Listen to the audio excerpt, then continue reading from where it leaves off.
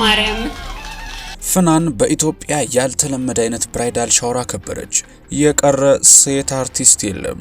በብራይዳል ሻወሩ ላይ አነጋጋሪው በቀይ የደመቀው አለባበሷና የታዳሚ አርቲስቶች አነጋጋሪ ድርጊት ቀልባችንን ስቦታል። ወዲህ ደግሞ ተወዳጇ ተዋናይት መስከረም አበራ በገአት ፕሮግራሟ ላይ ለባሏ ሳይቀር እያንጎራጎረችለት ነበር። ከተሳሳትኩ ልታረ ስለ ባሏ የሰማነውን ሚስጥር አብራችሁን ስትቆዩ ከአርቲስቷ የጉራጌ ባህል ፕሮግራም እኩል እናስኮመኩማችኋለን። እናንተ ብቻ እንደተለመደው ላይክና ሰብስክራይብ የሚሉ ነጭና ቀይ ቀለሞችን መታ እያደረጋችሁ አብራችሁን ጥቂት ዝለቁማ። በአርቲስቶች ድምቅ ብሎ ያለፈው ሽምግልና ተካሂዶ በደስታ ካለቀ በኋላ ሰርጓ ሲጠበቅ አርቲስት ፍናን ህድሩ ብዙ ጊዜ በውጪዎች እንጂ በእኛ ሀገር ባልተለመደ መልኩ በብራይዳል ሻወር ብቅ ብላለች። ለብራይዳል ሻወሩ የተደረገበት አዳራሽም በቀይ ድምቅምቅ ባለ ዲኮር ነበር። ፍናንም ረዘም ያለ የሚያምር ቀሚስ ለብሳ እንዲሁም ሴት አርቲስት ጓደኞቿ ነጫጭ ለብሰው እየበሉ እየጠጡ እየተዝናኑ ብዙ ቪዲዮዎች በየድረገጹ ሲንሸራሸሩ ውለዋል። በፍናን ብራይዳል ሻወር ላይ ያልተገኘ ሴት አርቲስት የለም ቢባል በሚቀል መልኩ ብዙ ሴት አርቲስቶች ተገኝተዋል። ከመገኘታቸው በላይ ቀለል ባለ አለባበስ መዘነጣቸው እንዲሁም በዳንስ ወዝወዝ ሲሉ መታየታቸው ብዙዎችን ደስ ያሰኝና ያስገረመ ጉዳይ ሆኖ አልፏል። ከነሱም መሃል ሩታ መንግስት-አብ፣ ሊዲያ ሰለሞን፣ ሰላም ተስፋዬ እንዲሁም እፀ ህይወት አበበ ተገኝተውበታል። ፍናንም መሃል ላይ ሆና እየጨፈረች ሌሎቹ ከበዋት ያጨበጨቡ ድምቅ አድርገዋት በብራይዳል ምሽቱን ደስ በሚል ሁኔታ አሳልፈዋል። ሌላው በዚህ ፕሮግራም በእኛ ሀገር ያልተለመደ መሆኑ ብዙዎችን እያነጋገረ ያለ ጉዳይ ሆኗል። እናም አርቲስቱ የለበሰችው ቀይ ቀሚስ በተለምዶ ቀይ ለቫላንታይን አሊያም የፍቅረኛሞች ቀንን በማስመልከት የሚለበስ በመሆኑና ቀይ ቀለም ትርጉም የሚሰጠው ከመስዋዕትነትና ከፍቅር ጋር ተያይዞ በመሆኑ አሁን ሀገራችን ካለችበት የጦርነት ሁኔታ ጋር ብዙዎች ለማነካካት ሞክረዋል። ቢሆንም ሙሽሪት በሰርጓ ቀን ነጭ ንግስት የሚያስመስላትን ቬሎ እንደምትለብሰው ሁሉም ፍናንም ብራይዳል ሻወሯ ላይ ደምቃ እንድትታይ የሚያስችላትን ቀይ ቀለም ምርጫዋ አድርጋ መሆኑ ግልጽ ነው። ታዲያ እንግዲህ ታዋቂዋ የፊልም ተዋናይትና የማስታወቂያ ባለሙያ ፍናን ህድሩ ውልደቷና እድገቷ አዲስ አበባ ሲሆን ገና በለጋ ዕድሜዋ ከህዝብ ጋር የተዋወቀችው በድምፃዊ ሱባለው ይታየው አይረሴ ሙዚቃ ማሬ ማሬ ክሊፕ ላይ በመስራቷ ነበር። ያም የክሊፕ ስራ የዝና ማማ ላይ የሰቅላት ፍናን ቤላ በተሰኘ የሴቶች ሞዴስ ማስታወቂያ ላይ ከሰራችን በኋላ ቤላ በሚለው ስያሜ እስክትጠራ ድረስ በደንብ ታውቃ ከዛም በኋላ በሰራቻቸው ፊልሞች ተወዳጅነትን አግኝታለች።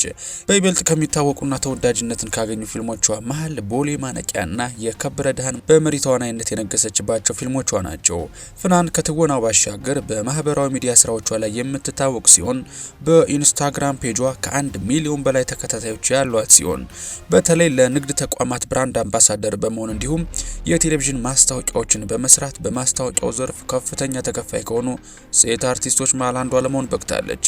ለመጀመሪያ ጊዜ በሰራችው ማስታወቂያ ከተከፈላት ከ600 ብር ጀምሮ እውቅናዋና ተወዳጅነቷ እየጨመረ ሲመጣ በሚሊዮኖች እየተከፈላት ሚሊዮነር ሆና ዛሬ ላይ የደረሰችበት የዝናና የሀብት ማማ ላይ የምትገኘው ፍናን ከረጅም ጊዜ ፍቅር አጋሯ ፍቅራብ ከተባለ የልቧ ሰው ጋር በትዳር ለመጣመር የቀረበላትን የታገብኛለሽ ወይ ጥያቄ በደስታ እሺ ማለቷ በሶሻል ሚዲያው ላይ መነጋገሪያ ሆኖ ሲዘዋወር ፍናንን በተዋናይነቷ በስራዋን ብቻ ሳይሆን በቁንጅናዋ አድናቂዎቿ እንዲሁም አፍቃሪዋ የነበሩ ወንዶች አንዳንዶች በደብዳቤ አንዳንዶች ደግሞ በኮሜንት መስጫው ላይ ይሄማ የደስታ ቀን አይደለም የሀዘን ቀን ነው በሚል ፈገግ የሚያሰኝ ሀሳብ መስጠታቸው አይዘነጋም። ታዲያ ብዙዎች በዚህ በብራይዳል ፕሮግራም በመገረማቸው ምክንያት ቀጣይም ሰርግ ስንጠብቅ ምን አይነት አስደማሚ ሰርግ ይሆን ፍናንስ ለሰርጓ እንዴት ያምርባት ይሆን በሚል በቤተ ክርስቲያን ነው ወይስ በቬሎ የምታገበው እያሉ የፍናንን የሰርግ ፕሮግራም ልክ እንደ ቴሌቪዥን ተከታታይ ድራማ በጉጉት እየጠበቁት ይገኛሉ። በዚህ መልኩ የፍናን የሰርግ ድግስ እየተጠበቀ ነው። በሌላ በኩል ደግሞ ቀደም ብለን እንዳጫወትናችሁ ተወዳጇ ተዋናይት መስከረም አበራ ልትወልድ ቀኗ እንደደረሰ በውጪዎቹ ቤቢ ሻወር የምንለውን በሀገረኛው አጠራር ደግሞ በተለይም ደግሞ በጉራጌ አካባቢ ሴት ልጅ ስትወልድ በጉራጌ አጠራር ገንፎ ገአት ስለሚባል ሴቷ ከመውለዷ በፊት ቤተሰብ ዘመድ ተሰብስቦ ገንፎ ሰርታ ታበላቸዋለች። ይህም በጉራጌ ባህል በሰላም ተገላግዬ እንዲህ የጣፈጠ ገንፎ አበላቸዋለሁ በሚል ለወላዷም ለቤተሰቧም ተስፋ የሚገኝበት ልጁ ከመወለዱ በፊት የሚከበር በዓል ነው።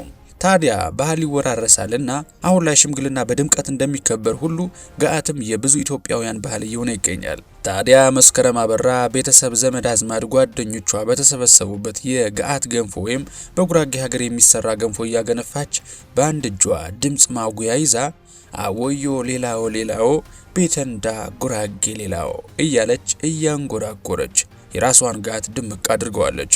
ወዩ ሌላው ሌላው ቤተንዳ ጉራጌ ሌላው ከዛም አወዮ ሌላው ዘፈን ቀጠል አድርጋም አንተ አመለጥሩ የኔ አመለሸጋ ውበት ማርኮኛል ስትል ጥፍ ዘርጋ ጆሲዬ የኔ አመለሸጋ ፍቅር ይፋረደኝ አንተን ያጣውለታ ብላ ቀንቅናለታለች።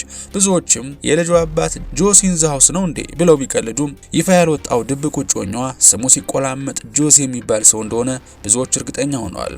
እስኪ እናንተስ ትክክለኛ ስሙ ማን ይመስላችኋል?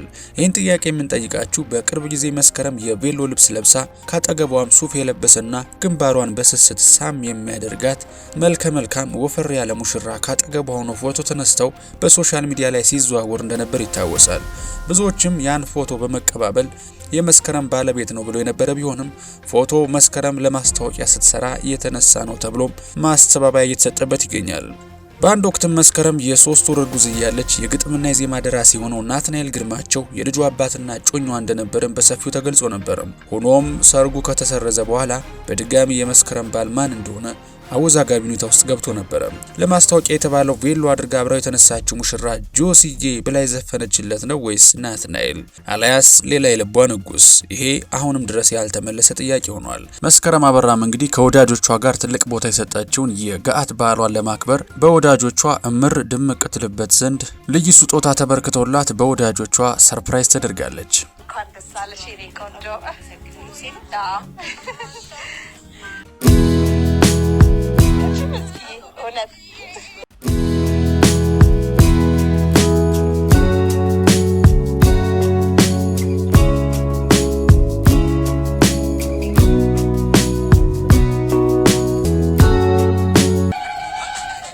ታዲያ እንግዲህ ለመስከረም በሰላም እንድትገላገል መልካም ምኞታችንን እየተመኘን ቀጣይ ለሚመጣው የፍናን ሰርግ ደግሞ አፍቃሪዋ የሆኑ ወንዶች እያነቡስ ክስታ ሊሆንባቸው ቢችልም ፍናንም ቆም አትቀርምና ወንዶች መርቃችሁ ሸኟት እያለን እኛም ለፍናን መልካም ምኞታችንን እየገለጽን ለናንተ ለምንወዳችሁ ውድ ተመልካቾቻችንም የበዛ ፍቅርና ሰላም እየተመኘውላችሁ የዛሬውን ቪዲዮ እዚሁ ላይ ቋጨን።